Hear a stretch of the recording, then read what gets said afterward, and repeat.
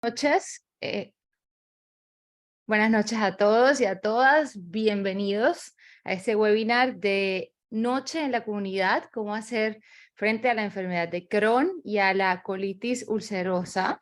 Mi nombre es Ana Lucía Rodríguez de la Rosa y soy paciente con enfermedad de Crohn, activista y apasionada por hacer advocacy en estos temas de nuestra comunidad hispana y la enfermedad inflamatoria intestinal.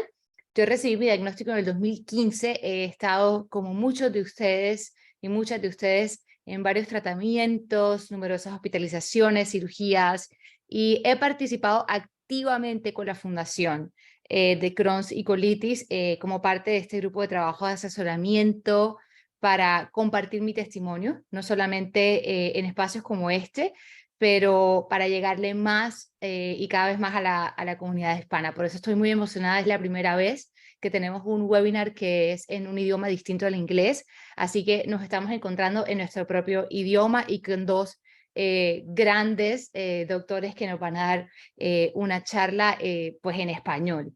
También me gusta asesorar y acompañar pacientes que están recientemente diagnosticados y estoy muy emocionada de estar pues esta noche con ustedes hoy promoviendo estos esfuerzos de diversidad que está haciendo la Fundación, tanto en el ámbito interno como en el ámbito externo. El propósito de estos espacios es que tengamos más educación, más apoyo, más activismo, que podamos también dedicarnos a garantizar que la diversidad de nuestras experiencias como hispanos y como latinos y como latinas sean recibidas, sean escuchadas y que tengamos recursos que sean adaptados a las particularidades de nuestra cultura.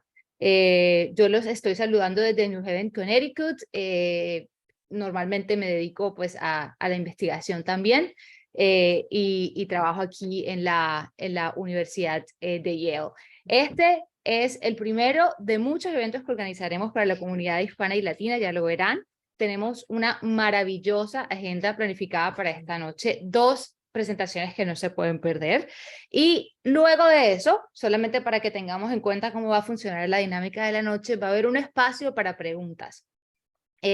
Mientras nuestros oradores van hablando, ustedes pueden utilizar el espacio de preguntas y respuestas y al final ellos tendrán la oportunidad de darles respuestas específicas a cualquier duda que tengan y como les decía, muy emocionada de que esta vez lo podamos hacer en español para todas esas abuelas, abuelos, hermanos, tíos, primos, pacientes y cuidadores que nos acompañan.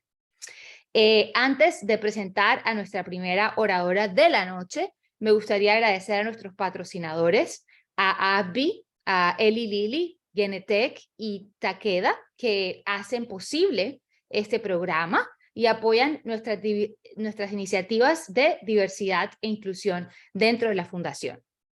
Y bueno, no siendo más, porque hemos empezado algunos minutos tarde, espero que ya estemos todos reunidos y tengamos la misma energía que esperamos con la emoción de hacer este primer seminario en español. Quiero hablarles un poco de la doctora Oriana Damas. Ella es profesora adjunta de medicina, es la directora de estudios translacionales para el Crohn's y Colitis Center de la Facultad de Medicina o del Miller School of Medicine de la Universidad de Miami. Ella recibió su título de médica de la Facultad de Medicina de Miller, también en la Universidad de Miami, y completó su especialización en gastroenterología ahí mismo, en el Jackson Memorial Hospital. Las áreas de especialización de la doctora Damas incluyen la enfermedad inflamatoria intestinal, en general gastroenterología y salud de la mujer, y esta noche su presentación se titula La descripción general de la enfermedad inflamatoria intestinal y cómo esta afecta a la comunidad hispana y latina. No siendo más, muchas gracias por acompañarnos esta noche, doctora Damas. Le dejo la cámara y recuerden que pueden utilizar el botón de preguntas y respuestas para que al final podamos responder sus comentarios. Gracias, Ana, por esa presentación e introducción a mí. Yo muy feliz de estar aquí con ustedes porque, como mencionó Ana, Este es un área de mi enfoque, no solamente de investigación, pero también de mi área clínica. Trabajo para el Crohn's and Colitis Center en la Universidad de Miami y realmente a esto es lo que me dedico y esta es mi pasión, entender realmente por qué esto está ocurriendo en nuestra comunidad hispana. Entonces, hoy les voy a comentar un poco acerca de la enfermedad inflamatoria intestinal en los hispanos y también hablarles un poquito sobre la enfermedad en general, para que así sepan un poco más de esta enfermedad y les sepan introducir preguntas a sus médicos y lleguen informados. Entonces, vamos a empezar. O sea, primero que todo, los objetivos. Vamos a repasar qué tan común es esta enfermedad. A propósito, en los slides, EII quiere decir enfermedad inflamatoria intestinal. ¿Y qué tan común es esta enfermedad en los latinos? También vamos a hablar sobre el fenotipo de la enfermedad en la comunidad hispana y cómo diferencia, por ejemplo, a los que son blancos no hispanos. Vamos a hablar sobre tratamientos disponibles para esta enfermedad y para nuestros pacientes en general. Y finalmente vamos a terminar con algunos de los estudios clínicos que estamos haciendo en nuestro centro. Primero que todo, es importante reconocer que la enfermedad cubre dos tipos de enfermedades, ¿no? Cuando hablamos de la enfermedad inflamatoria intestinal, estamos hablando de colitis ulcerosa, como se dice en, por ejemplo, México, o colitis ulcerativa, que se dice de esta manera en Colombia. Y esa es una enfermedad que ocurre solamente en el colon, como pueden ver aquí, ese es un colon, y puede involucrar o total el colon o un segmento solamente. En cambio, la enfermedad del Crohn's disease realmente puede involucrar cualquier parte del sistema gastrointestinal.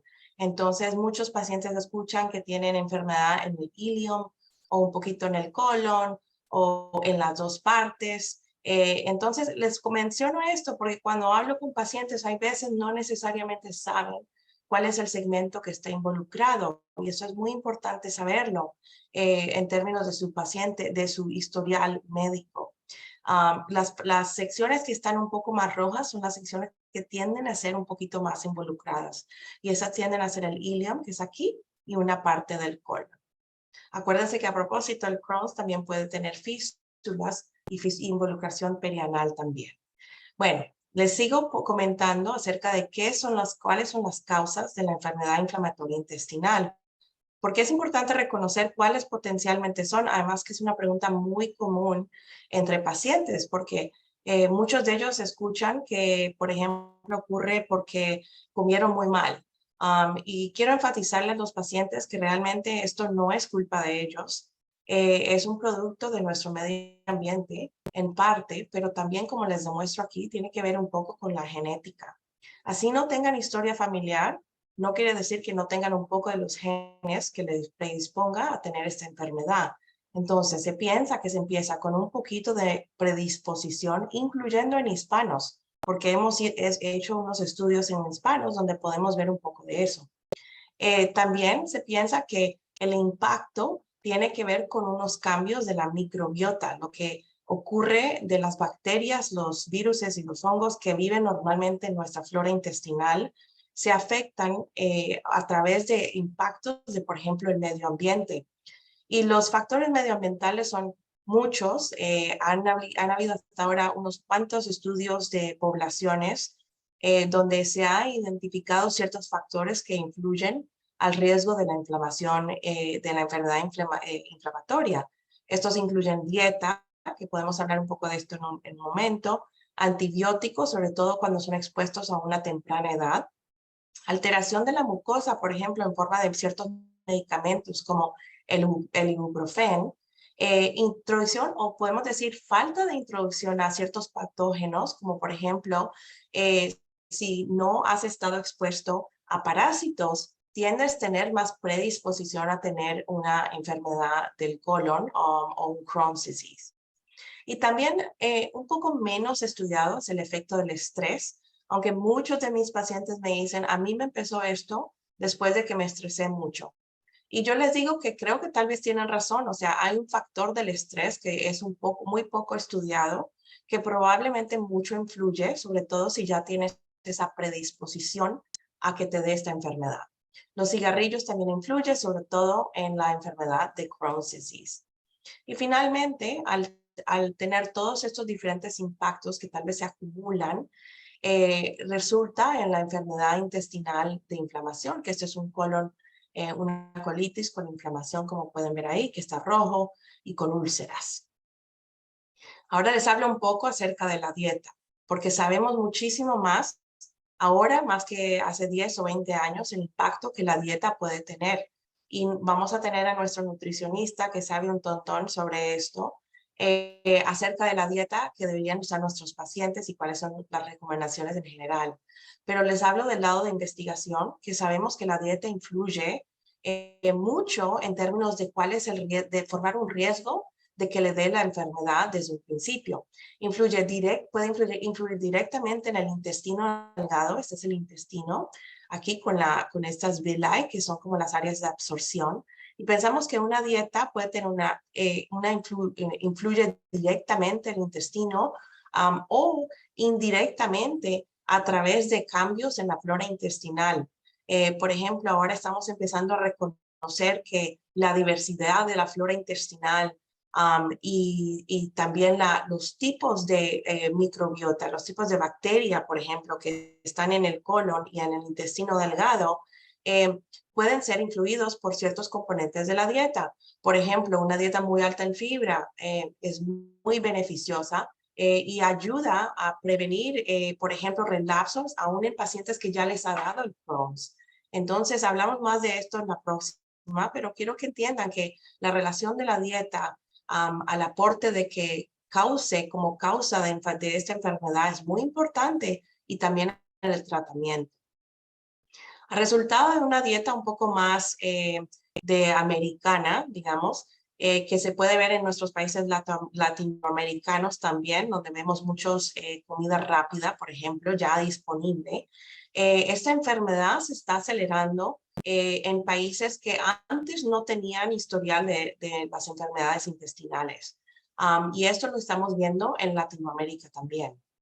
Por ejemplo, en este estudio que hicimos en latinos, particularmente en cubanos, el que vinieron aquí a Estados Unidos, miramos, por ejemplo, cuál fue el tiempo que se demoraban del tiempo de inmigración a que les diera la enfermedad intestinal. Y notamos que a través de las décadas, en el más presente, se demoraban mucho menos a que les diera esta enfermedad comparado a décadas anteriores de inmigración. Lo que nos indica es que hay algo que está cambiando en el medio ambiente o más rápido, por ejemplo, en Cuba. No sé si el turismo afecte los factores del medio ambiente allá o las decisiones de las comidas. O algo pasa con la rapidez en que se aculturan cuando vienen a Estados Unidos, que tal vez los pone a riesgos, ¿no? La dieta americana, como por ejemplo, o el estrés de inmigración. Esto no lo hemos comprobado, pero esto es como una de las teorías. Cuando les hice otro estudio que les pregunté simplemente a hispanos que habían inmigrado acá, comparado a hispanos controles, o sea, pacientes que no tenían ningún problema inmunológico o autoinmuno, los pacientes que tenían problemas de enfermedad intestinal, inflamatoria intestinal, aportaron que mucho más habían cambiado la dieta comparado a estos controles. Pues no es un estudio perfecto porque hay unos bias asociados con esta pregunta, pero tal vez nos indica algo sobre la forma en que la aculturación y el efecto de la dieta americana en pacientes que son susceptibles a que le dé esta enfermedad, incluyendo a los latinos. También hemos empezado a estudiar la incidencia y la prevalencia de esta enfermedad en Latinoamérica. Por ejemplo, en este estudio, que fue una colaboración con Colombia, con el doctor Julián Baños, publicamos hace un año la prevalencia de estas enfermedades en Colombia. Y lo que notamos es que, primero que todo, colitis ulcerosa está creciendo. Como pueden ver, del 2010 al 2017 está subiendo la prevalencia. No tanto el Crohn's, aunque si ven, este es un poquito el número de años y bajo este poquito número ya va subiendo. Y lo otro que vemos es que en general en países latinoamericanos, la colitis ulcerosa tiende a ser mucho más común. Es más, en los estudios de poblaciones, cuando un país empieza a tener esta enfermedad, siempre se empieza con colitis y eso no lo sabemos exactamente por qué. Y eso lo vemos mucho en los países, en unos países latinoamericanos donde empiezan a tener más esta enfermedad. Y cuando vemos el mapa de Colombia, vemos que el incidence o la incidencia más alta es en el lado de los Andes, donde tienen la población más urbana, más ciudades, donde está la capital, lo que también nos sugiere que tal vez es algo que tiene que ver con cambios hacia una cultura más americana o más del este. Además, les comento, o sea, yo creo que muchos de ustedes se preguntan, bueno, ¿cómo se diferencia mi enfermedad siendo hispano a la enfermedad que le da a los angloamericanos o a la enfermedad que le da a los afroamericanos? Bueno, les comento, muchos latinos les da más colitis ulcerosa, sobre todo si han nacido en sus países, si nacieron en Latinoamérica, como ya les había comentado. Pero lo interesante, y esto lo publicamos ya hace unos cuantos años, es que en los pacientes que nacieron en Estados Unidos se ve mucho más Crohn's. En azul oscuro está el Crohn's disease y en azul claro está la colitis ulcerosa. Y lo que vemos es una diferencia importante que en los latinoamericanos ya que son nacidos aquí se ve mucho más el Crohn's. Y lo mismo vemos en términos de las edades en que son diagnosticados y en las edades en que les empiezan los síntomas. En los pacientes latinoamericanos que han vivido o son nacidos en en Latinoamérica, la edad de presentación de la colitis tiende a ser más o menos 10 años mayor comparado a los pacientes que son nacidos en Estados Unidos. Es más, el fenotipo en términos de dónde es la inflamación en el intestino, el progreso de las cirugías, el riesgo de necesitar biológicos, es muy parecido en los latinoamericanos al fenotipo de los angloamericanos. Entonces, ¿qué nos quiere decir eso? Nos dice que hay algo en el medio ambiente que tal vez está protegiéndonos en Latinoamérica por un periodo de tiempo más largo, pero que ya cuando empieza la enfermedad y el fenotipo en términos de la progresión, las complicaciones, tiende a ser más o menos parecido al fenotipo de los angloamericanos. Hay una pequeña diferencia en el riesgo de cáncer que publiqué el año pasado, este año, donde sí noté que los hispanos tienden a tener un poco menos prevalencia de cáncer del colon, pero eso ya podemos discutirlo más después. También les comento que uno de los estudios que hicimos fue que miramos cuáles son los social barriers o lo que hablamos en inglés como los social determinants of health o las barreras sociales, lo que se dice en español. Y cuando comparamos la presencia de estas barreras sociales aún durante COVID, notamos que los hispanos tienen muchas más barreras sociales que los angloamericanos, no tanto como los afroamericanos, pero definitivamente tienen la presencia de muchas más barreras sociales que incluyen como circunstancias de inseguridad de trabajo, inseguridades financieras, inseguridades de dónde pueden comer o si tienen suficiente dinero para comer. Y cuando yo miré la relación de estas barreras sociales con actividad clínica, sí noté que entre más alto el riesgo social, las barreras, más presencia de depresión había y más actividad clínica, lo que nos indica que tal vez en esos pacientes sí los latinoamericanos pueden tener un fenotipo más o menos parecido, pero si hay muchas barreras sociales, pueden no solamente causar barreras en términos de diagnóstico y de acceso a los medicamentos, pero también en sí, tal vez el estrés de tener estas barreras puede activar la inflamación intestinal. Sí les tengo unas buenas noticias.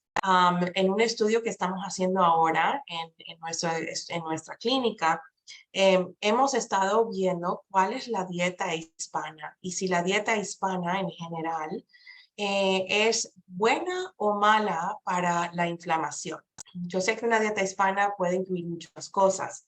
En nuestra dieta incluye más que todo la dieta cubana y una dieta más o menos sudamericana, colombiana, ya que muchos de nuestros pacientes son de estos dos países, con un poco de venezolanos, más o menos como el demográfico de los hispanos que viven en Miami.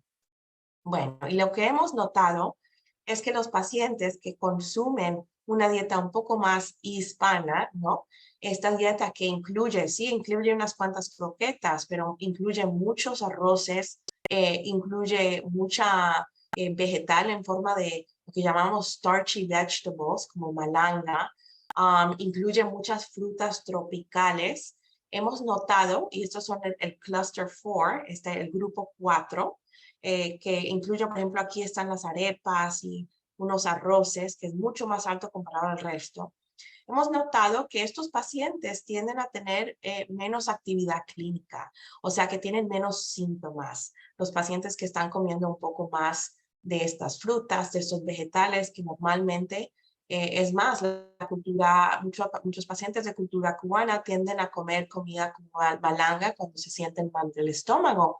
Y me pareció muy peculiar que sí he encontrado relaciones entre la malanga y una enfermedad más baja clínicamente en nuestros pacientes. O sea, nuestra cultura nos está avisando cuáles son los productos que nos benefician y deberíamos decirles a nuestros pacientes que deben seguir consumiendo este tipo de productos porque ya nos estamos demostrando y lo vamos a seguir analizando que son muy beneficiosos.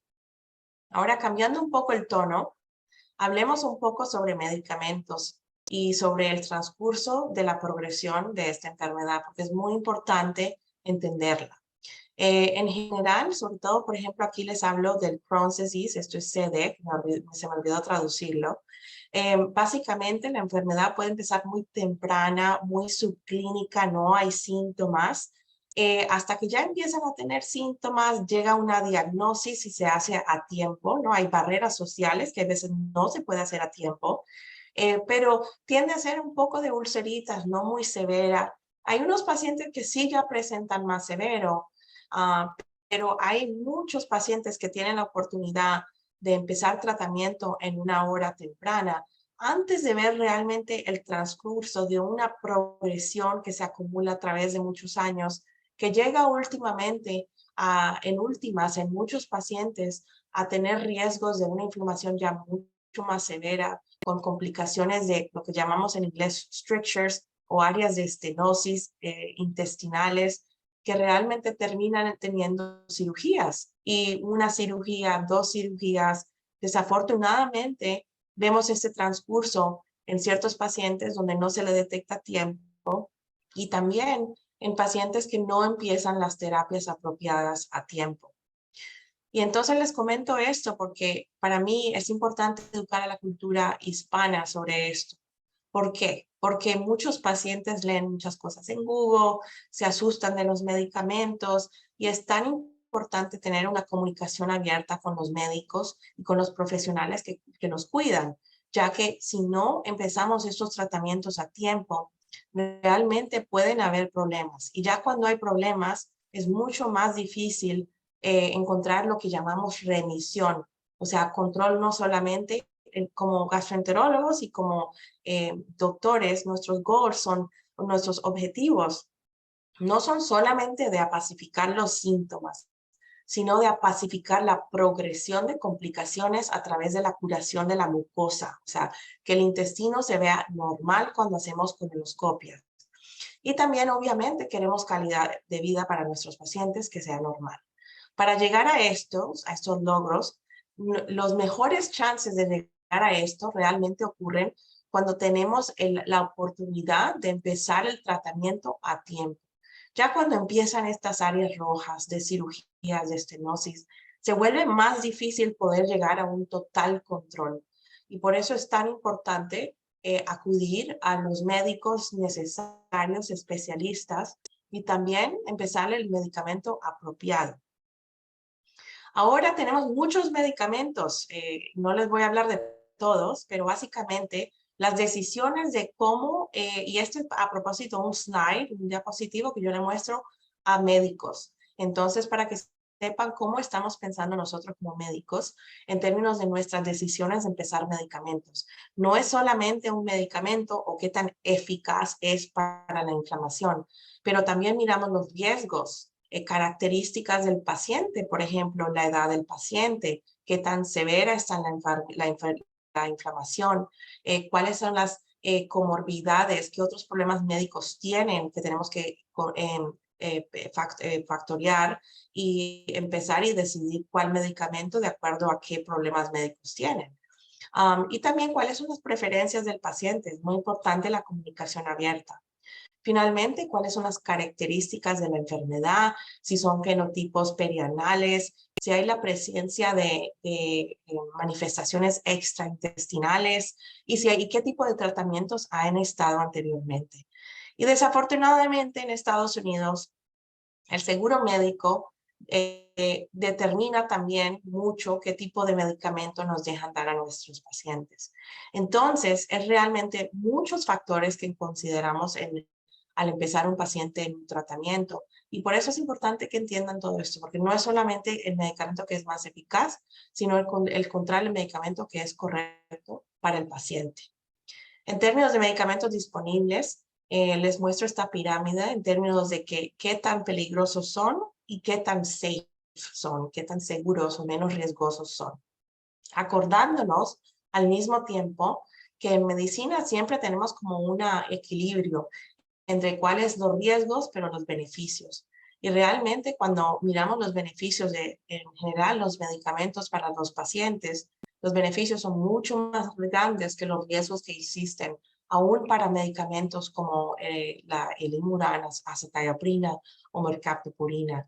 El tratamiento inadecuado es realmente un evento adverso. Eso es lo más importante. Por ejemplo, les digo que una prednisona permanente para los pacientes, solamente porque es pastilla, es realmente un evento adverso.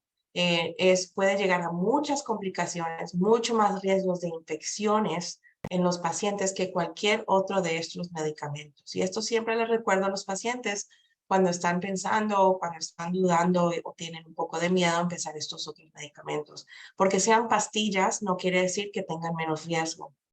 También les recuerdo que la mesalamina es muy buena, pero es buena para la colitis ulcerosa, no para el Crohn's disease. Para el Crohn's disease, las mesalaminas realmente no son eficaces y no deberían estar perdiendo el tiempo. Si tienen Crohn's y están tomando mesalaminas, puede ser peligroso y eso requiere una consulta con el médico gastroenterólogo especialista. Ahora les comento, tenemos muchos medicamentos ahora disponibles. En la orden, como pueden ver, está Thiopiris, que son azathioprina, mercaptopurina. Están la combinación de los infliximabs, los adalimumabs, que comercialmente se llaman Remicade o Humira. Ahora ya también está disponible otro tipo de medicamento que son las moléculas pequeñas. Estos incluyen tofacitinib, upadacitinib, que son los Xeljanz, Rinvoq. También está ozanimab, que es otro medicamento un poco diferente, pero que también está aprobado para los pacientes con colitis ulcerosa. Están los Remicades, que están utilizando solos también.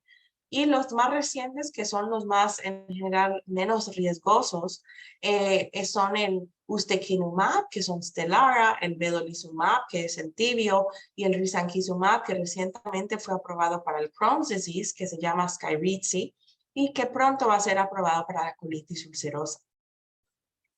Finalmente, les comento que en términos de la comunicación con el paciente y cuáles son los discursos que deben tener los pacientes con los médicos cuando van a la clínica, debe ser en tres cosas en particular.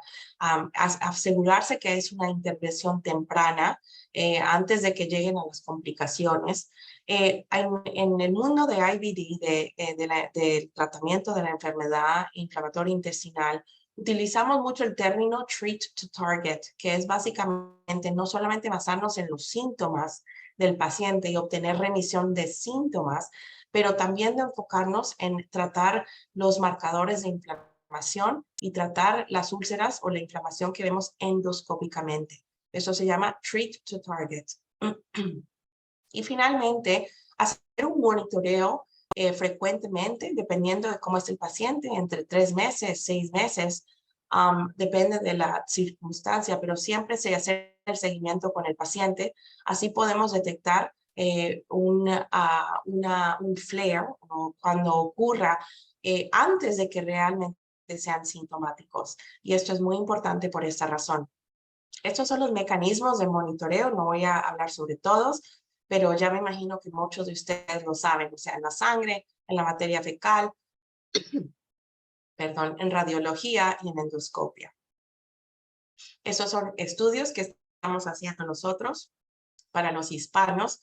Y si están interesados, pueden tomar una foto mientras yo voy por acá medio tosiendo.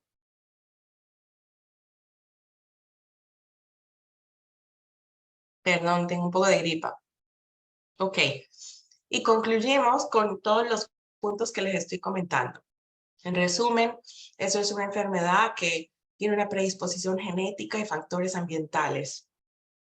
La incidencia y prevalencia va subiendo en los Estados Unidos y en Latinoamérica. El fenotipo tiende a ser parecido, como les comento.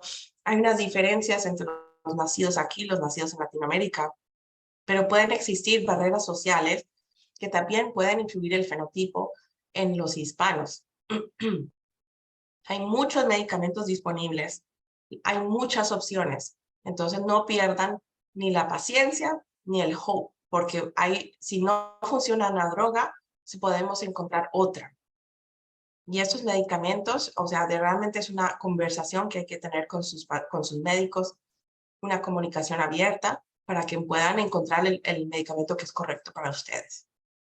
Eso es todo. Gracias.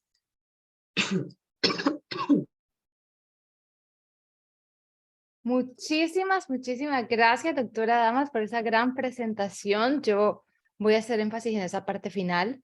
Como paciente me siento muy identificada en ese comentario de no perder la esperanza, de no perder esa conversación constante con nuestros proveedores, y por eso es tan emocionante que en este momento podamos estar escuchando de doctores en español que están haciendo investigación sobre nuestra comunidad latina, en nuestra comunidad latina, en nuestro propio idioma y sobre aquellos temas que nos interesan. De hecho, quiero recordarles que las preguntas van a quedar para el final, pero le adelanto a la doctora Damas que hubo mucho interés en esta parte de la alimentación y de cómo estamos entendiendo la dieta americana versus la dieta caribeña. Y eso nos queda buenísimo para nuestro siguiente presentador, que es un experto en el tema. Y bueno, bienvenido, doctor Luis Garcés. El doctor Garcés es nutricionista clínico en el Crohn's and Colitis Center de la Universidad de Miami. Él ha trabajado durante los últimos 5 años en comprender las dificultades que enfrentan los pacientes con enfermedad inflamatoria intestinal. Y esto cuando se trata específicamente con respecto a la dieta. Además de proporcionarnos orientación e información sobre cuál es la dieta que funciona mejor clínicamente, él ha descubierto que es importante brindar apoyo y tener ese acompañamiento en el entorno grupal, fuera del entorno clínico solamente, es decir, por parte de personas con afecciones similares, con amigos, con amigas, con compañeros, con familia, que podamos compartir las experiencias con los demás. Uno de sus objetivos es concientizar la importancia que tiene la dieta y comprender lo importante que es en el largo plazo para el tratamiento de la enfermedad. El doctor Garcés nos va a hacer una presentación específicamente sobre nutrición. Así que supongo que algunas de las preguntas que han quedado en el chat y sobre las que vamos a volver al final van a quedar probablemente resueltas en algunas de sus diapositivas. Nuevamente es un honor tenerlo con nosotros, doctor Garcés. Adelante y gracias por acompañarnos esta noche. Muchísimas gracias, Ana. Lo agradezco. Y buenas noches a todo el mundo. Como Ana estaba diciendo, yo he trabajado con la doctora Abreu, la doctora Damas, por 5 años en la clínica para enfermedades inflamatorio intestinal. Y voy a hablar sobre dieta y la enfermedad inflamatorio intestinal. Déjame. Y tengo un poquito de tos también, como la doctora Damaso. Puede ser que me va a coger el tos, pero vamos a ver, ojalá que no. Entonces, tenemos objetivos, queremos revisar la importancia de una nutrición adecuada, también describir el impacto de enfermedad intestinal, enfermedad inflamatoria intestinal en la digestión y la nutrición. Y vamos también a discutir los principios de una alimentación saludable y también, al fin, describa el impacto de la dieta de enfermedades inflamatorias intestinales, inicio, síntomas y terapia a través de investigaciones anteriores y actuales. Ok, primero la importancia de nutrición. Entonces, ¿cuál es la diferencia entre dieta y nutrición? Entonces, la dieta son los alimentos que consumes a diario. Y entonces, nutrición es como su cuerpo utiliza los nutrientes de los alimentos que consume para la salud. Entonces, la importancia de la nutrición es para mantener una nutrición adecuada cuando tiene la enfermedad inflamatoria intestinal. Es muy importante. Hay varios beneficios de una nutrición adecuada. Los medicamentos funcionan de una manera más eficaz. Mejorar la curación, la inmunidad y los niveles de energía también. Y también minimizar los síntomas gastrointestinales. Y eso es algo que yo trato de hacer mucho en la clínica. También, sin embargo, la enfermedad inflamatoria hace que sea difícil comer suficiente calorías y obtener suficientes nutrientes, que puede poner a los pacientes en riesgo de desnutrición. ¿Y por qué y cómo? Vamos a ver.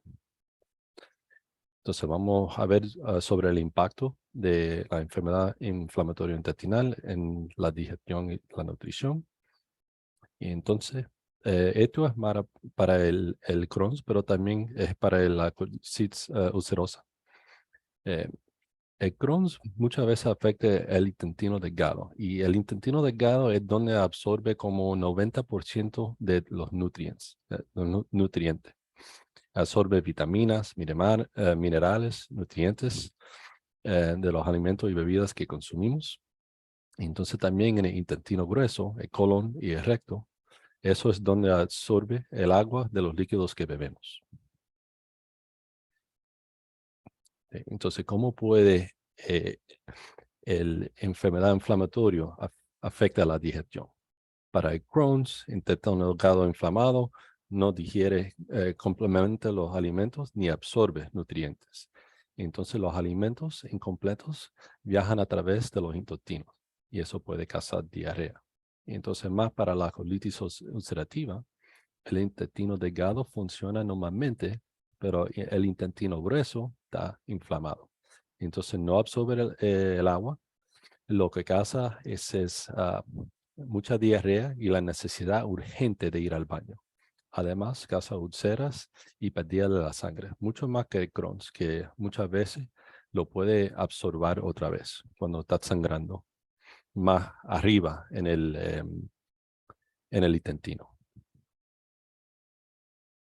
Entonces, algunos síntomas que puede empeorar el riesgo de desnutrición son diarrea. Eso roba el cuerpo de agua, nutrientes y también electritos como el sodio y el cloro. Frecuencia y numerosas disposiciones puede hacer que una persona rehuya comer, ¿sabe? No quieren comer, la comida le haga asco. Entonces también le puede causar náusea y dolor abdominal. Y eso puede reducir el apetito. Cualquier persona cuando tiene náusea o dolor abdominal no va a querer comer. Entonces también eso puede causar muchas complicaciones de la enfermedad inflamatoria intestinal.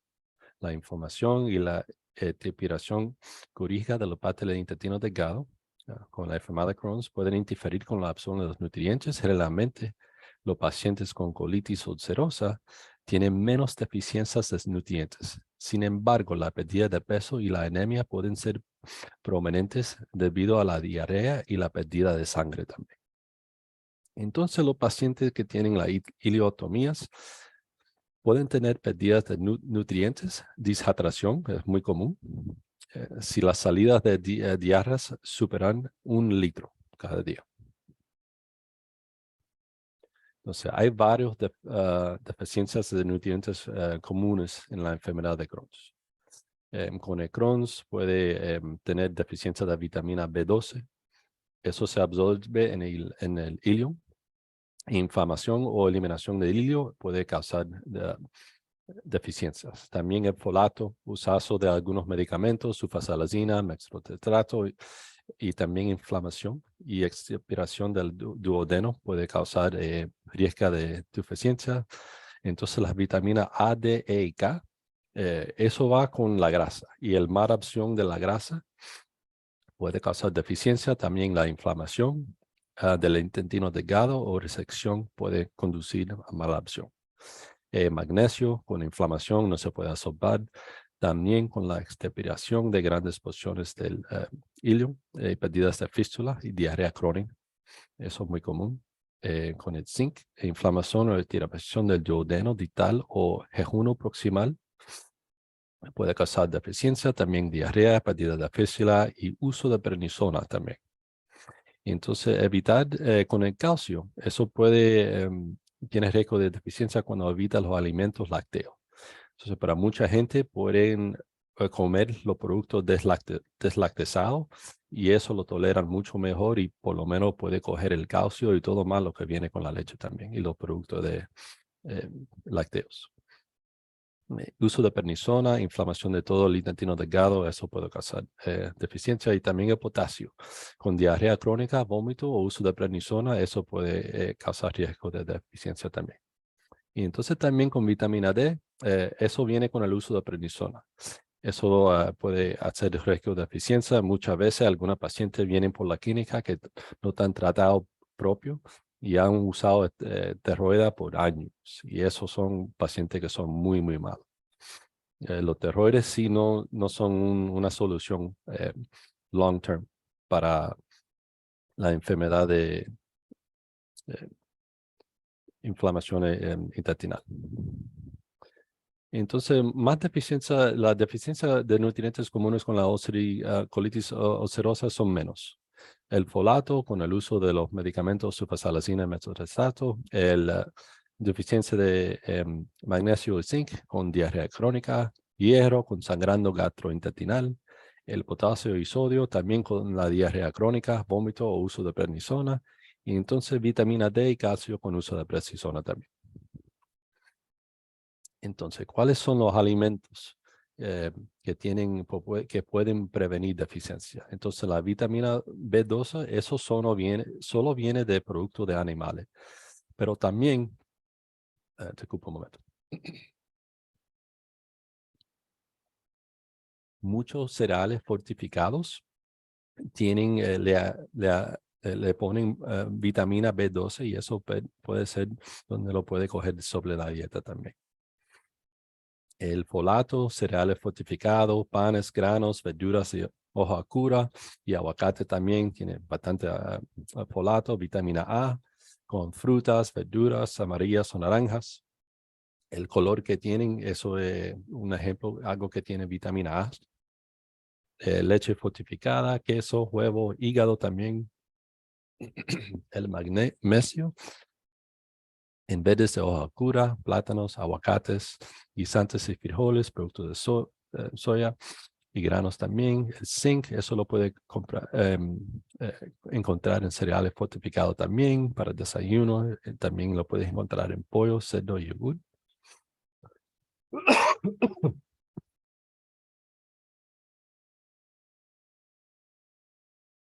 Entonces, para el calcio, eso lo puede encontrar en productos lácteos y leches de frutos secos fortificadas y también leche de soya y otras alternativas de leche. El potasio, eso lo puede encontrar en la mayoría de las frutas y verduras, especialmente las naranjas, los plátanos y los tomates también. Y también lo puede encontrar en la papa. Entonces, vitamina D, eso lo puede encontrar en leche fortificada, leche de soya, atún y salmón.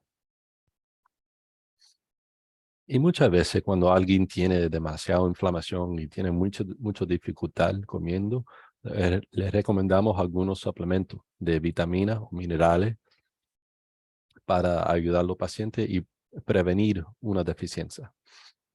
Entonces, pero es muy, muy importante. Antes de tomar cualquier suplemento vitamino, algo de vitamino o dietético, habla con el médico y también el dietista.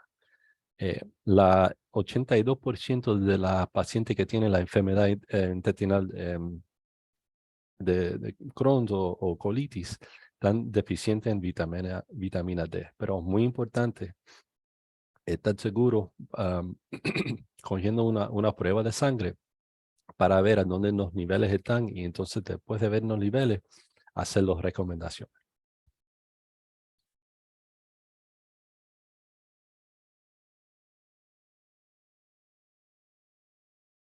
Entonces, los suplementos de calcio y vitamina D se recomiendan 1000 o 1500 miligramos diario para personas que son deficientes.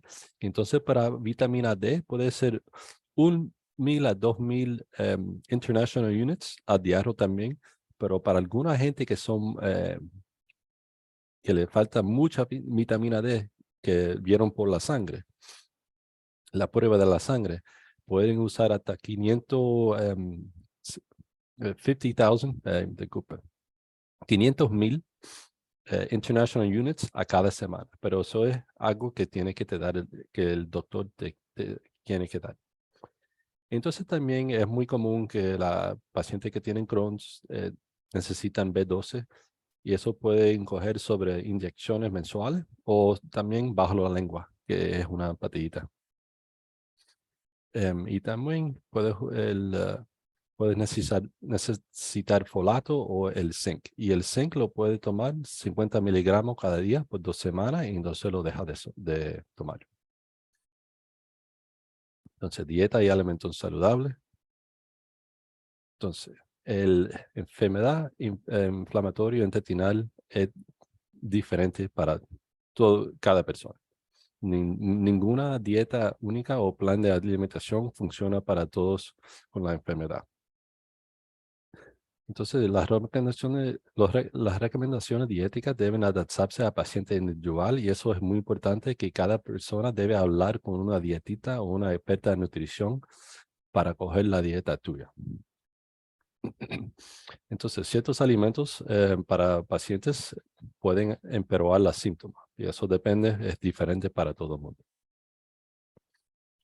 Entonces, eso es una de las cosas más difíciles con dieta y la enfermedad inflamatoria. Porque no es como diabetes, que si tienes diabetes, ok, no come tanto carbohidrato y eso trabaja para todo el mundo. No es como una persona que tiene problemas con los riñones. Ok, deja de comer esta comida, enfócate en esta comida y vas a estar mejor. No hay eso para la enfermedad inflamatoria intestinal. Entonces, lo que yo pienso que lo que es más importante para una persona como yo, que es nutricionista y trabajo en la clínica, es ayudarte a encontrar la dieta que necesitas dependiente en el nivel de inflamación que tienes. Entonces, si tú tienes bastante inflamación, entonces esto va a ser tu dieta. Si eso cambia, pero todavía no está en remission, entonces vamos a encontrar la dieta, esa dieta, y entonces ya va a cambiar la dieta la tercera vez cuando estás en remission. Y yo quiero ayudar a personas a hacer eso lo más corto posible para que saben lo que tienen que hacer y cuándo lo tienen que hacer. Entonces, es muy importante ver una dietista con experiencia en la enfermedad inflamatoria intestinal. Consuma una dieta equilibrada, lo más cerca posible. Hace una prueba de defensa de vitaminas y minerales. Muchos doctores que son expertos en la enfermedad inflamatoria hacen eso. Beba mucho líquido. Mantenga un diario de alimentos y también introducir lentamente nuevos alimentos. Ok, entonces recomendaciones durante una crisis. Evitar posibles problemas de alimentos. Estos alimentos los debe tratar de evitar. Alimentos ricos en fibra insoluble. ¿Qué es fibra insoluble? La cáscara. La cáscara, la piel de una manzana, de una papa, eso es fibra insoluble. Eso lo debe evitar lo más posible.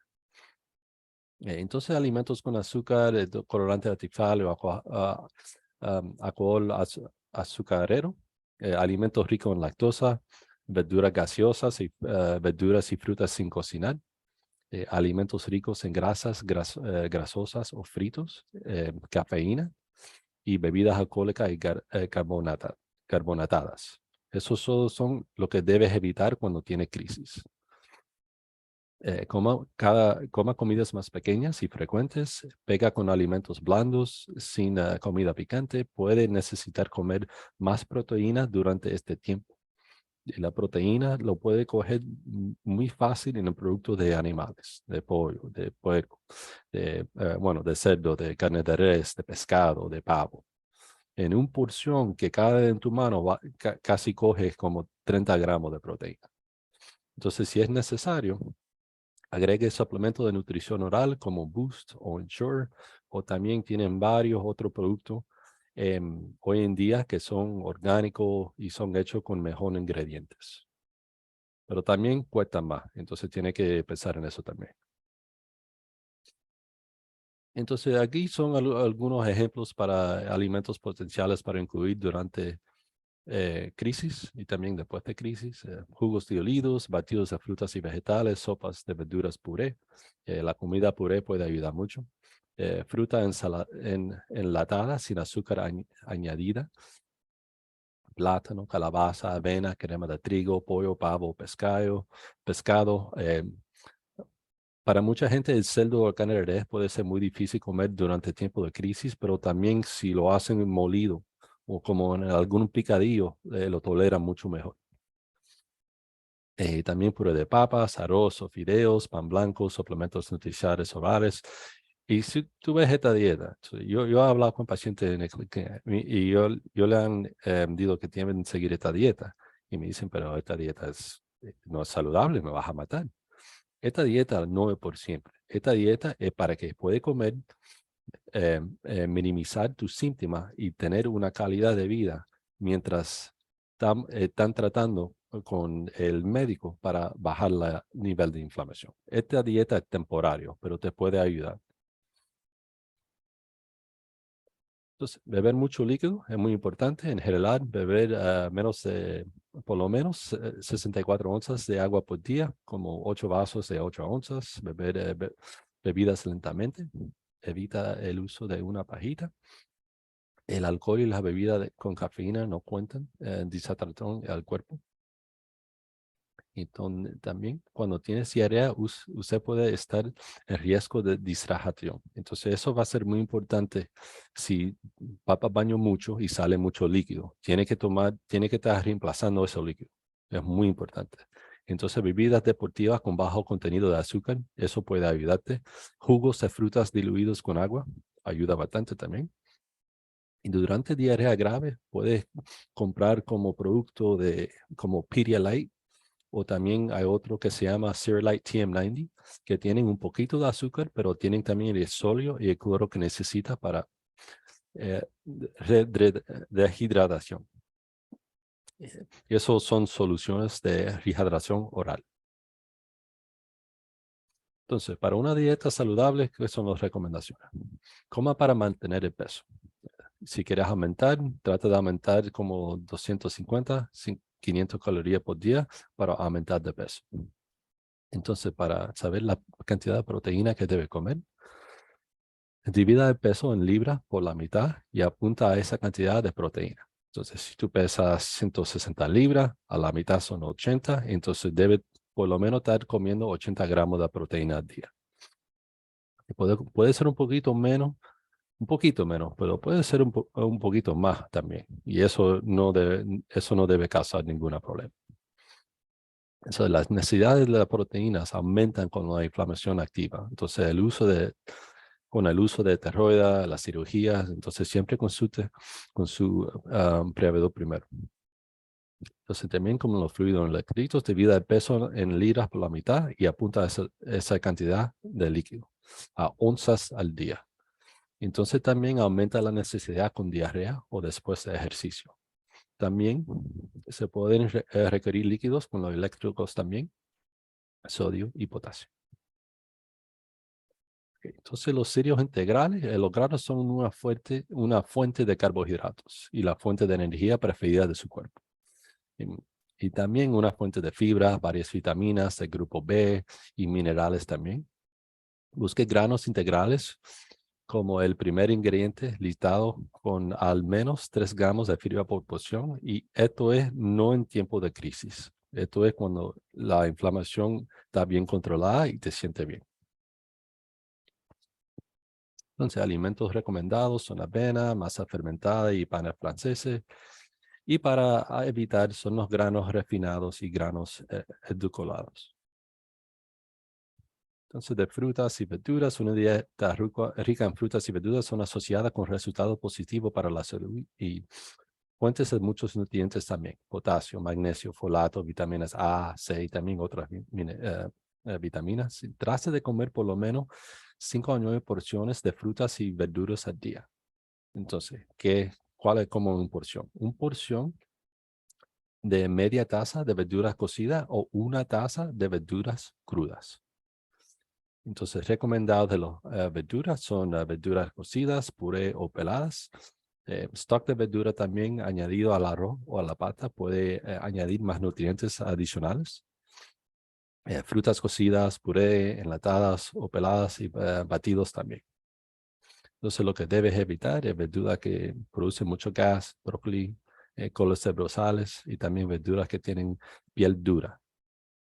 Y para la fruta, frutas con azúcar añadida. Y eso lo puedes encontrar en muchas jugos comerciales que venden en el mercado.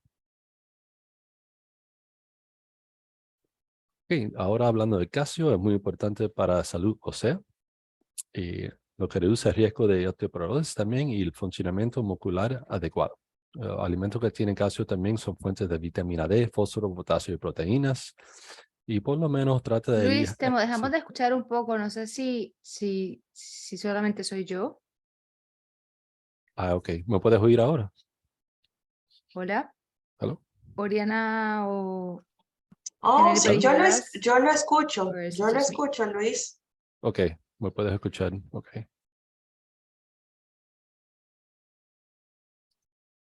Okay. Ana, ¿qué hago? También dicen, Catherine, un panelista que they can hear you. So, yo creo que puedes seguir y tal vez Ana, tal vez chequea el audio porque creo que eres tú. Ok, gracias, doctora Damas. Ok, entonces trata de elegir por lo menos 3 porciones al día. Una porción es 1 taza de leche o yogur.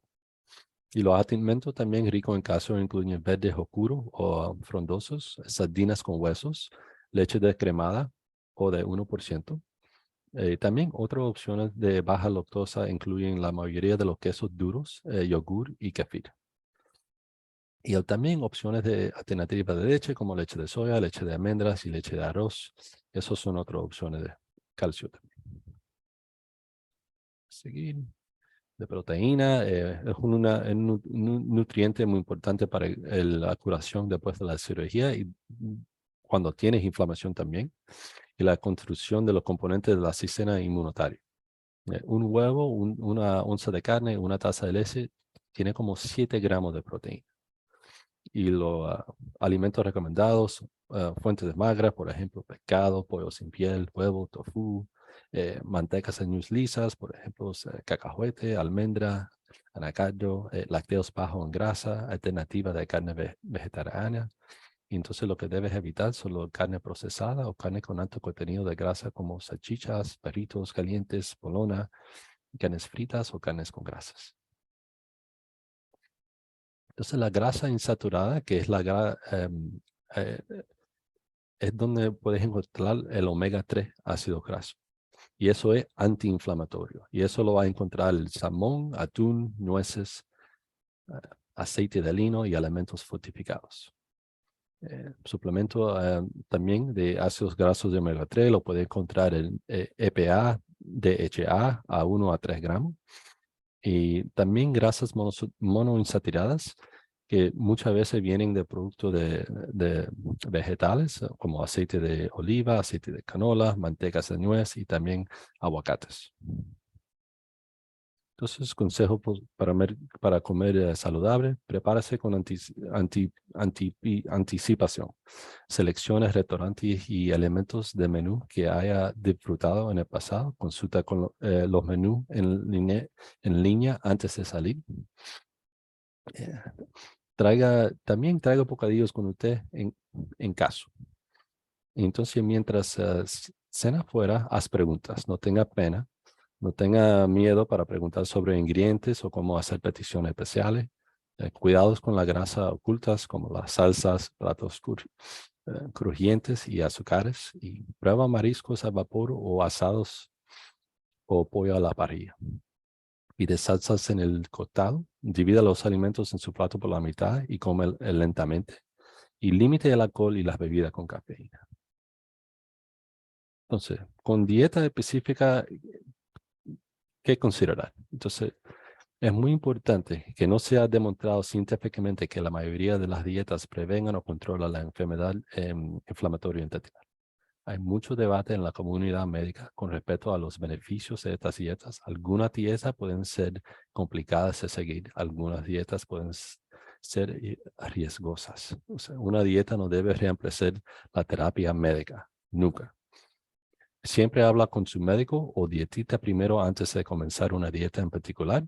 La mejor dieta es aquella que te satisface sus necesidades nutricionales, mientras le ayuda a controlar mejor sus síntomas de la enfermedad. Trabaja con tu médico y dietista para crear una dieta adecuada para ti. Entonces, en general, la enfermedad inflamatoria intestinal es tratada a través de una variedad de enfoques de tratamiento. Una buena nutrición no sustituye a las terapias médicas y los enfoques complementarios pueden ayudar con el alivio de los síntomas, pero habla con tu médico antes de tomar cualquier terapia alternativa. Muchas gracias. Muchísimas gracias, doctor Garcés, por esa gran presentación.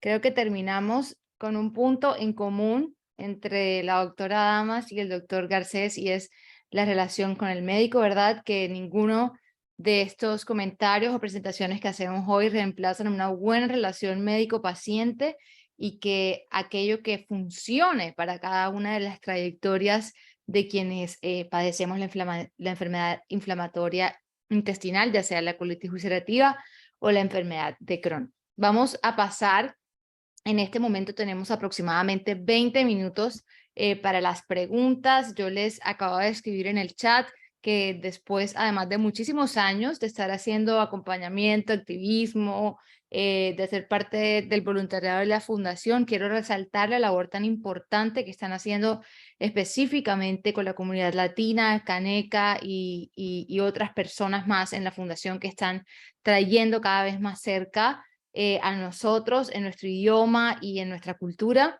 aquellos temas que son importantes para nuestra comunidad hispana.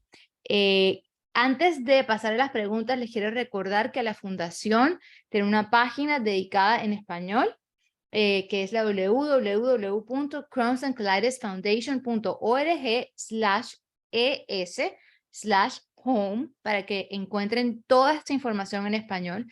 Pero además de eso, que recientemente hemos creado, o se ha creado en la fundación, un grupo de Facebook donde nos encontramos pacientes de la comunidad hispana y latina, y donde conversamos cosas parecidas a las que hemos hablado hoy, y algunos otros retos que enfrenta nuestra comunidad hispana.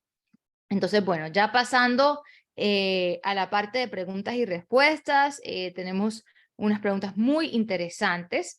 Voy a comenzar con la doctora Damas, juntando un par de preguntas que nos hacen. La primera es que en parte de su presentación usted se refirió a la dieta americana en el momento en el que nos contaba como con respecto a la dieta latina o a la dieta hispana. ¿Qué significa exactamente eso de la dieta americana en el contexto de sus investigaciones? Sí, claro, muy buena pregunta. Es más, la digo tanto que a veces se me olvida definirla, ¿no? Se nota que estaban poniendo atención. La dieta americana constituye en una dieta que ha sido muy estudiada, primero que todo, lo que consideramos el Western diet. Y en ese contexto, típicamente incluye una dieta muy alta en proteína animal, muy alta en carnes rojas, también proteína animal en general, pero de esa incluye carne roja, y también una dieta muy baja en fibra, una dieta que no incluye mucho vegetal, no incluye muchas frutas, ni tampoco granos. Al resultado, típicamente, por ejemplo, y Luis me puede corregir si estoy incorrecta, pero normalmente las recomendaciones para fibra es entre 25 gramos para las mujeres, 35 para los hombres. La dieta americana es menos de la mitad de eso. Entonces, realmente es una dieta proinflamatoria que ha sido asociada con no solamente con esta enfermedad, sino también con otros problemas y con la obesidad. Por eso se ve mucho, por ejemplo, la prevalencia de diabetes en los pacientes inmigrantes que vienen a Estados Unidos, porque adaptan esta misma dieta americana, que es muy diferente, aunque desafortunadamente ya está cambiando un poco el de la demográfica de lo que está disponible en nuestros países latinoamericanos también, ¿no? Pero en general, en los países latinoamericanos tiende a ser una dieta menos procesada, y hay más consumo de frutas y más consumo de granos, tal vez porque se come en casa. O sea, hay muchos factores que influyen. Esto sí está cambiando. Tal vez en el futuro tendremos que tener otro nombre porque no va a ser solamente una dieta americana en sí, ¿no? Pero en general, esa es lo que incluye esa dieta. Muchas gracias, doctora Damas. No sé si el doctor Garcés quiere agregar algo, pero yo creo que va a ser parecido a la segunda pregunta que viene. Y dice, escucho muchos ensayos clínicos y que no hay mucha participación de latinos. Yo creo que los dos podrán agregar en esto. ¿Es realmente una opción útil para los pacientes con enfermedad inflamatoria intestinal que son latinos? Yo creo que a lo que se están refiriendo es que como que la mayoría de los ensayos clínicos no se están haciendo con latinos. ¿Creen ustedes que esto está cambiando, que es útil para nosotros? Creo que tendrán algo por decir ahí ambos. Bueno, lo que yo estoy viendo en la clínica, yo estoy trabajando, trabajo ¿sabes? En la Universidad de Miami, entonces tenemos una población con muchos latinos. Entonces, en los dos estudios que yo he hecho parte, la mayoría de los pacientes eran latinos. Y entonces estamos haciendo un estudio en este momento que tenemos como 115 participantes y casi como creo que 80% son latinos. Entonces, yo creo que eso está cambiando también. Sí, absolutamente. También les recuerdo que nosotros en el sur de la Florida tenemos una like a demographic, no sé cómo se llama, una población que es diferente al resto del país. Y entonces lo que vemos nosotros no es lo mismo que se está viendo en otras clínicas y en otros centros académicos. Es mucho menos común ver hispanos en, por ejemplo, Minnesota, en ciertos estados, ¿no? También hay que tener en cuenta que muchos de los estudios que miran esa trayectoria de que no hayan muchos hispanos en los estudios clínicos, miran, o sea, de todos los estudios que han existido, ¿no? Yo he leído esos estudios, sé lo de que está hablando esa persona, pero les recuerdo que esta es una enfermedad relativamente nueva en los hispanos, que está creciendo en incidencia, en prevalencia, y cuando estos estudios miran toda la trayectoria de todos los estudios, y realmente, o sea, no solamente habían menos hispanos en Estados Unidos en 1980, en 1990, pero también la incidencia de esta enfermedad va creciendo. Entonces, anticipo que que continúe subiendo la participación de los hispanos en los estudios a medida de que más hispanos están afligidos por esta enfermedad.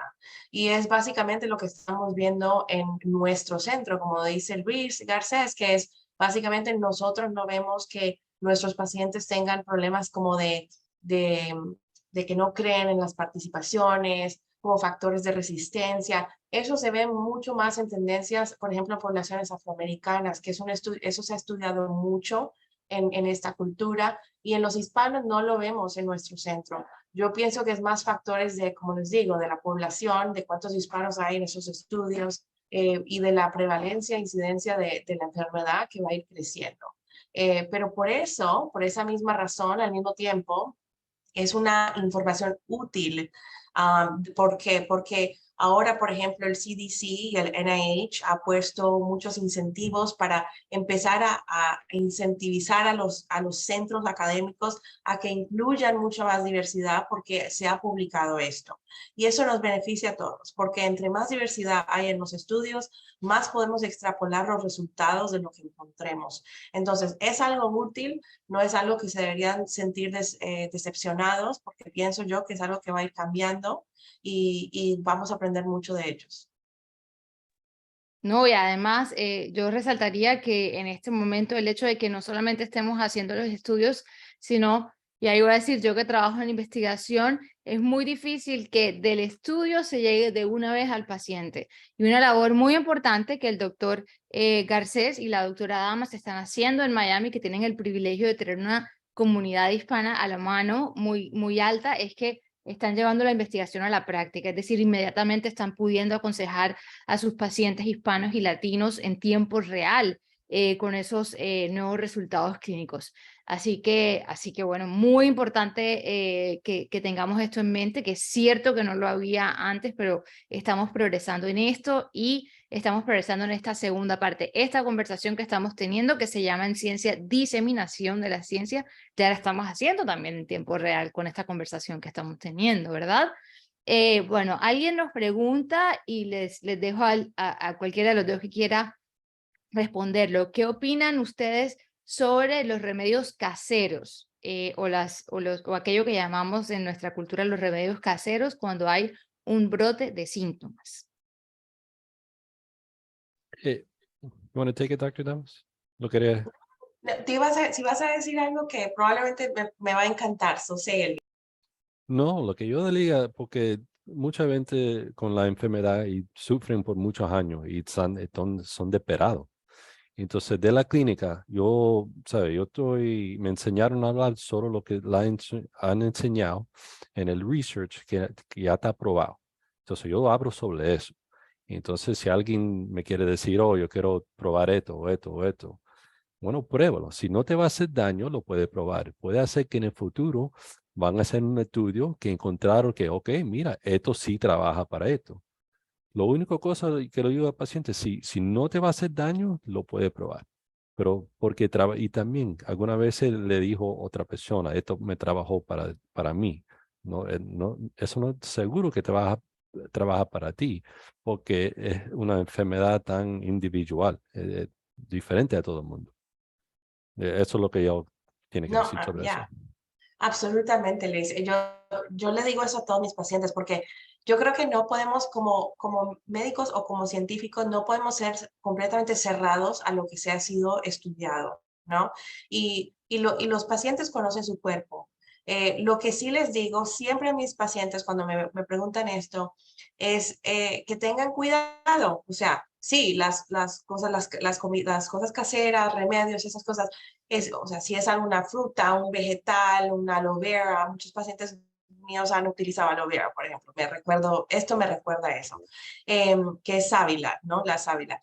Muchos pacientes han utilizado eso y yo realmente no le veo problema a eso, y si les hace sentir bien, está bien. Con tal de que sigan monitoreándose la enfermedad y que sigan en los medicamentos que se recomiendan, porque el problema está cuando ellos, a ciertos pacientes, empiezan a como experimentar con diferentes opciones y después dicen, ¿sabes qué? Yo voy a ir en este modo natural y no voy a utilizar los medicamentos que sí se han investigado, que sí sabemos que son eficaces. Entonces, es como una combinación de los dos, ¿no? Hay que aceptar que nuestra medicina funciona, que es efectiva, y tener esa comunicación abierta con tus médicos, pero también aceptar que hay ciertas áreas de investigación que no hemos llegado a investigar todo tipo de producto y que pueden haber posibilidades. Por ejemplo, la cúrcuma o el turmeric ¿cómo se dice? Root. No es hierba, ¿cómo es que es? Una raíz, Ahí.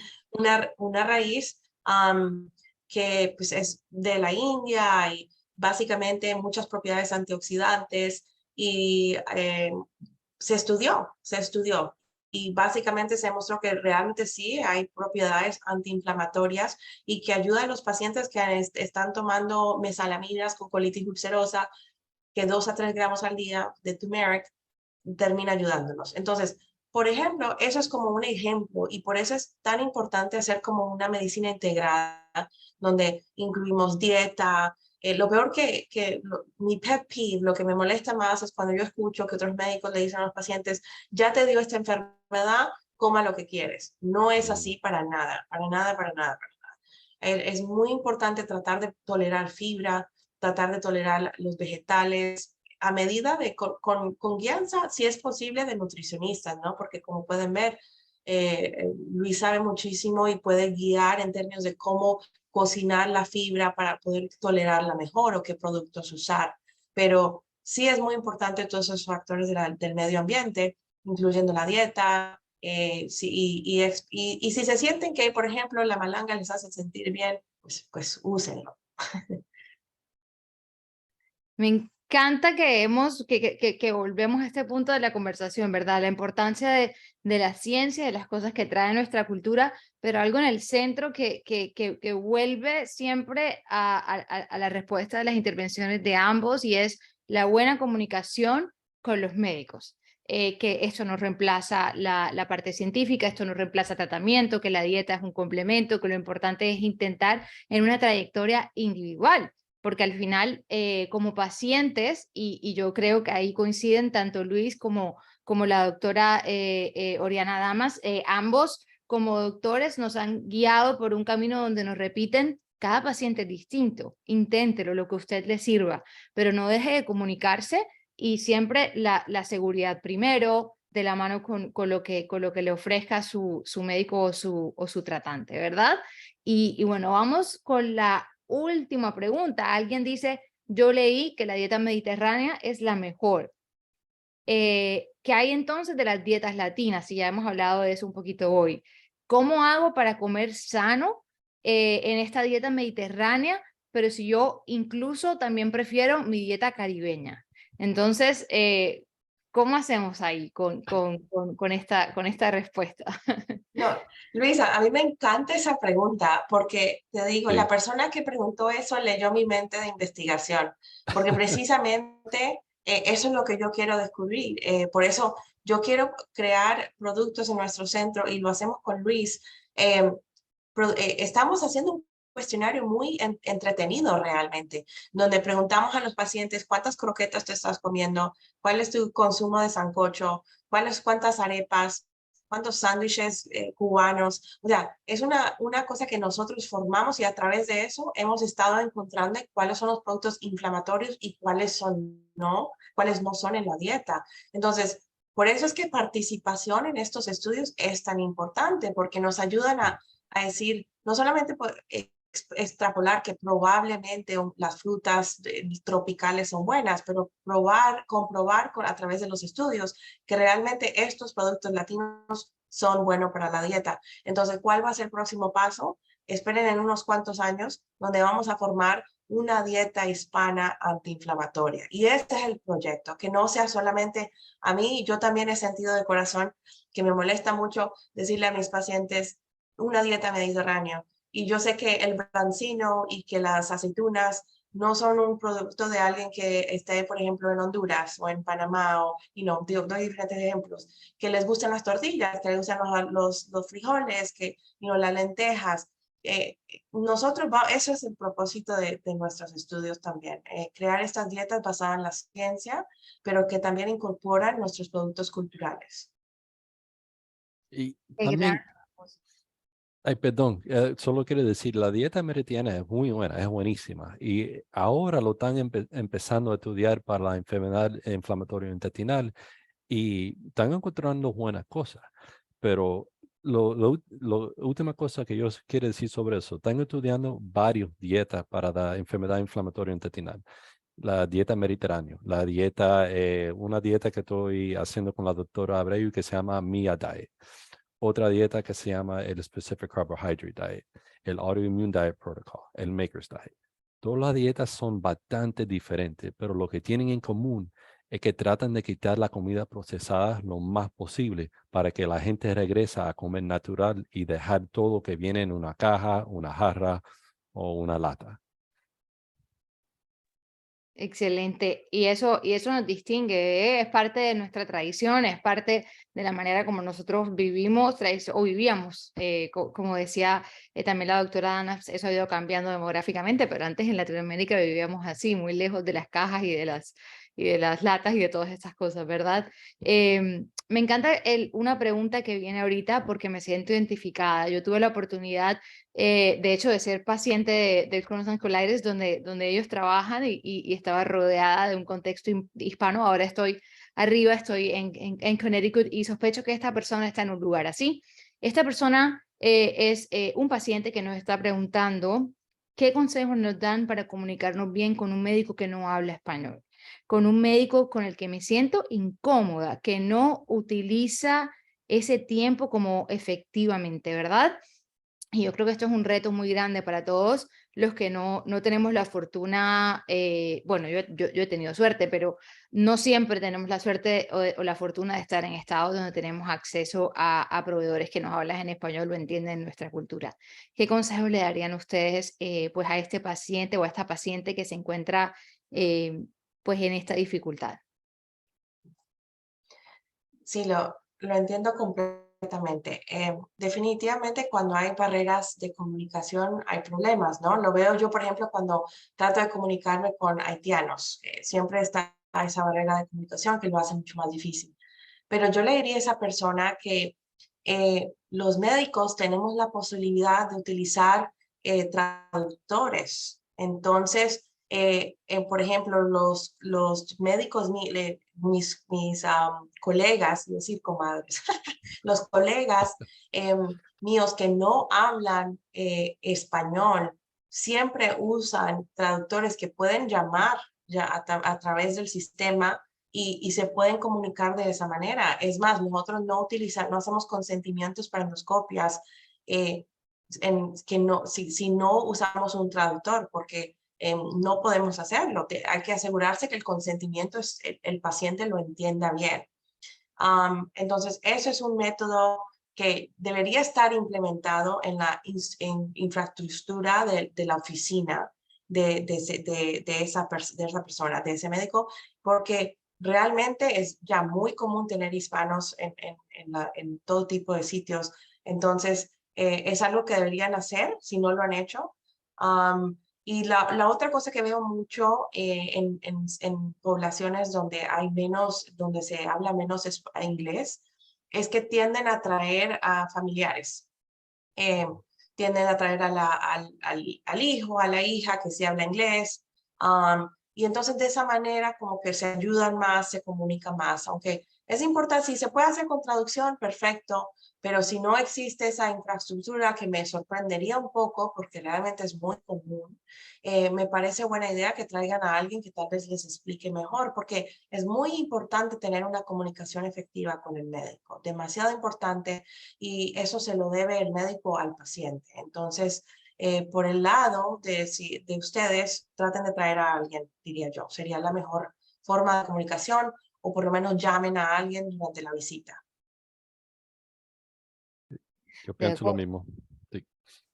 Yo estoy de acuerdo, inclusive yo me iría incluso más allá porque hay una palabra que utiliza esta paciente con la cual me siento identificada, y es la palabra incómoda. Si uno se siente incómodo con su proveedor, también hay que pensar que está la opción de buscar más. Hoy en día, afortunadamente, hay mucha oferta, estamos cerca de pronto de universidades que tienen centros de investigación de Crohn's and Colitis, no hay que perder la esperanza de seguir buscando una persona con la que tengas esa buena química. Además de lo que mencionó la doctora Damas de la barrera del idioma, es la comodidad con que tú te sientas, con la confianza de compartir como paciente, que ese camino lo están recorriendo juntos y que esas decisiones están siendo tomadas en conjunto. Y para eso a veces no basta solamente el traductor, así que sí, además del traductor, que es un excelente consejo y como dijo la doctora Damas, lo tiene que haber y es un derecho del paciente, también a veces buscar más allá. Y aprovecho para reiterar que tenemos un grupo de Facebook donde estamos conectados ahorita, la comunidad hispana. Alguien agradecía este tipo de seminarios, este tipo de espacios. Este es el primero donde estamos hablando en español, pero en ese grupo de Facebook que pueden encontrar, donde está de la Crohn's and Colitis Foundation, el grupo de pacientes hispanos en español, también van a ver que hay gente que hace preguntas. Vivo en tal estado, recomiéndenme un doctor o una doctora. Y a veces, así no hablen español o no sean hispanos, tendrán la sensibilidad cultural de conectar con nosotros. Entonces, la Fundación tiene estos recursos que aprovecho para volver a traer a la memoria, que es, hacemos este tipo de seminarios, nos encontramos en grupos focales, pero también está este grupo de soporte de Facebook y también está la página dedicada en español, donde podrán encontrar un listado de proveedores en el estado en el que estén. Y también hay grupos de soporte que podrán aconsejarles para ello. Ya nos queda espacio solo para la última pregunta, porque comenzamos un poco tarde, ojalá pudiéramos tener más tiempo. Esta persona de hecho nos felicita, nos agradece que podamos hacer este tipo de seminarios. Felicidades, doctor Garcés, doctora Damas. Tenemos un lujo de latinos, doctores que han compartido este espacio con nosotros. Y finalmente, pues para cerrar, nos hacen una pregunta que ¿qué opinan de los biosimilares? Esa es la pregunta final del día de hoy y bueno, con eso vamos a cerrar. ¿Quién se anima? Los biosimilares se han demostrado que son similares, por no pensar en una respuesta mejor, similares a al medicamento del cual son derivados. Entonces, en Infliximab, por ejemplo, que es el Remicade, existe Renflexis y Inflectra. Y realmente yo diría, porque también leí esa pregunta que es muy relevante a lo que está pasando ahora. También el Humira, eventualmente va a haber un biosimilar también, un biosimilar en el verano, en el verano que viene. Entonces me imagino que esto va a ser mucho más común. Yo diría que si está la opción de el seguro, como les comento anteriormente, el seguro realmente determina esto. Y cuando yo veo que el seguro me dice no Remicade, pero sí Inflectra, yo no pongo batalla. ¿Por qué? Porque yo finalmente los estudios no demuestran diferencia entre los dos y yo prefiero que el paciente empiece un medicamento que yo sé que va a ser eficaz. No veo la diferencia. Realmente hay unos pequeñitos estudios, se llaman case series, de unos cuantos pacientes, que han visto que cuando se hace el cambio del nativo al biosimilar, hay veces reportan como unas cosas como fatiga, pero realmente he visto muy poquito en mi práctica y no sé si eso es como algo de placebo, que sienten que han cambiado otro medicamento y como que están muy pendientes. Eso no está un poco estudiado, pero realmente los estudios grandes, muchos hechos en Europa, muestran que los biosimilares son igual de eficaz a la droga, o sea, son los genéricos, ¿no? A la droga inicial. Lo mismo en términos de riesgos de anticuerpos y todo, que es un tema muy importante en términos de los bloqueadores de TNF, que son los Remicade y el Humira, y no se ha demostrado más ocurrencias de anticuerpos en los biosimilares tampoco. Entonces, no quiero que se preocupen por ese tema, porque yo me siento muy cómoda en que los pacientes puedan empezar un biosimilar.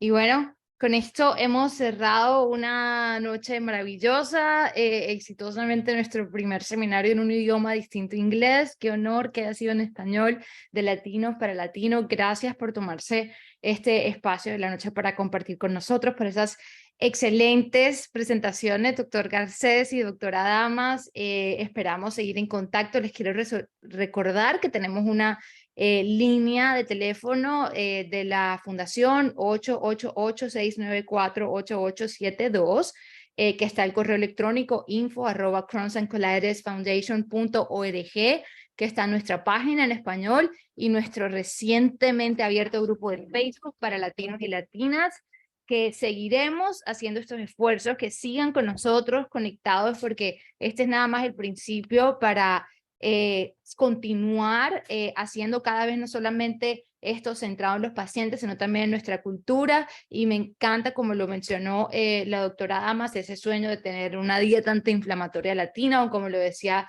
el doctor Garcés, lo que le siente a usted bien y cómo se vaya sintiendo de la mano con su médico. Ahí tenemos toda la información de nuestros patrocinadores también en la presentación. Vi que está Caterine y que está Kanika. Quiero que sepan, son dos personas dentro de la fundación que han hecho grandes esfuerzos este año por conectarse con nuestra comunidad latina, y esto es solo el principio, así que sigan conectados para que continuemos pues de la mano recorriendo este camino juntos, que para una cultura como la nuestra se recorre en comunidad. Entonces, gracias a Abby, a Lili, a Genetec y a Takeda que hacen esto posible, y que tengan una muy feliz noche para todos y todas. Gracias. Esto fue un honor realmente. Felices de compartir esta noche con ustedes. Y gracias, Ana. Muy bien moderado. Gracias. Sí, un gran honor. Muchísimas gracias por tenernos. Gracias, Ana. Gracias. Chao.